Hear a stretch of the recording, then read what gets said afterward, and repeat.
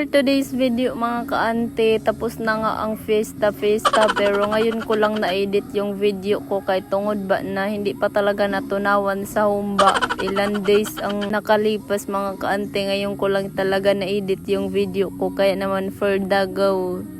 Alam nyo mga kaante, wala talaga sa plano nila na mamatron ba kasi nga nahihiya, tsaka walang kilala ganon, kasi si mama talaga napanaw naman si mama kaya nag-una-una man siya pumunta sa langit, kasi si mama talaga ang malakas talaga sa abuyog mga kaante, kasi nga maraming kakilala. Kaya ito mga kaante, naghihirap talaga kami kasi wala kaming kakilala. Buti na lang talaga yung agaro ng kapatid ko ay pwede na. Isang bahay na lang mga kaante ang napunta namin kung hindi sa agaro ng kapatid kong si Mandy Rehis here. Shout out sa iyo kapatid. Salamat sa location na binigay mo. Kami po ay makakain ngayon ng humba. Thank you talaga kapatid. Ay, kung buhay lang talaga si mama ngayon mga kante, ako talaga yung backup ni mama. Tapos si mama naman yung source ng tagaputos ng bring home. Andito na nga kami mga kaante at dumating na sa bahay na pupuntahan namin. Ay for the go, excited na nga si Miss Maria. Nagantay nga kami dito mga kaante kasi parang tahimik talaga dito sa loob at wala kaming nakitang tao. Kaya naman nagantay kami mga kaante ng ilang minuto.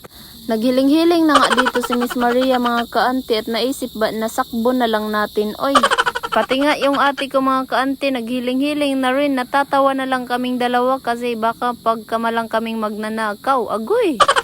For the forward na nga muna tayo mga kaante kasi na-delete ko talaga yung isang clip ko na video. Mapaparami talaga ako sa kain mga kaante sa sobrang sarap ng pagkain. Kumain na nga kami dito mga kaante. Ang tawag pala sa grupo naming tatlo ang Datrio Parapan Matron. Napasarap nga sa kain si Miss Maria niyo mga kaante kasi favorite niya talaga yung ulam na kinakain niya ngayon, lalo na talaga yung hipon. Agoy! Dati kasi mga kaante, yung kasama ko si mama kapag namamatron kami yung ganito ba, yung nagpe-fiesta, ay talagang yung target lock ko agad ay yung hipon mga kaante kasi ito talaga yung favorite ko sa lahat. Kaya ngayon wala na si mama ay wala na jud ay yung mga kaante, kay isang bahay lang yung napuntahan namin. Ay kung buhay pa si mama ay hindi talaga mabilang kung ilang bahay yung mapupuntahan namin. Siguro hindi na talaga ma-record sa notebook sa sobrang dami. Ito talaga yung gusto ko dati pa mga kaante, yung makabili talaga ng hipon. Kaso nga lang hindi talaga nadadayon ba kaysa sobrang mahal ng kilo dito. Hindi talaga harumamay ang kilo niya mga kaante, kaya mas maganda na lang na ibilin ng bagoong kasi aabot pa ng isang buwan. Pwede pa natin iulam kahit anong gulay, ihalo natin, kaya naman mapapasarap din naman yung kain natin, di ba mga kaante? Wag nyo na lang talaga pansinin mga kaante yung pagkain ng hipon ni Miss Maria, kay talagang tinatakam niya talaga yung buong katawan ng hipon bago niya to tanggalan ng balat. Masarap ko kasi sa part yung may pagka-juicy niya mga kaante, kaya talaga sinisip-sip ko muna to bago nga balatan.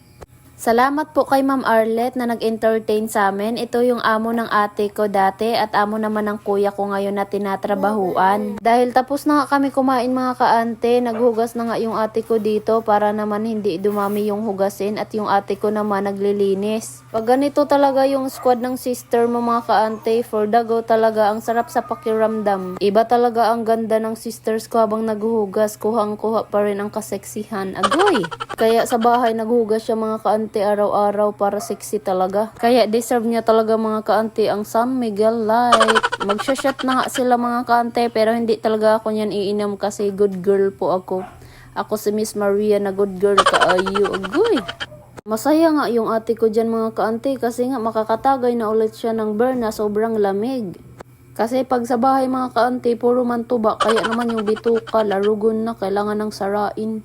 Syempre, hindi man umiinom si Miss Maria, kaya namang kontra, sumsuman lang muna si Miss Maria yung mga kaante. Siya muna yung taga-test kung ilang ratings yung pwede kong ibibigay. Dahil nga sa sobrang sarap ng bulalo mga kaante, ay 10/10, sobrang sarap. Ganda nga ng views dito mga kaante, habang andito naman yung mga sisters ko, naramdam pa nila yung pagkadonya nila. Agoy! Malalim nga ang iniisip ni Miss Maria yung mga kaante, dahil nasobrahan ba sa humba ay ito na nga mga kaante, talagang mapapalunay pa na overpatig. Kailangan lang ni Miss Maria ba magpahuway ng 10 minutes left. Agoy, 10 minutes left daw ang giatay, marag tol-tol ang buang. Pa-chill-chill nga dyan si Miss Maria yung mga kaante, pati na rin yung mga kapatid ko. Pero pag uwi sa bahay, mapapasabak kami sa pagwawalis ng bakuran. Agoy! Yun lang for today's video mga kaante. Salamat po sa inyong panonood ng aking video. Ganito talaga ang buhay. Kailangan natin sumaya kahit ikakalungkot ng ating kinabuhi.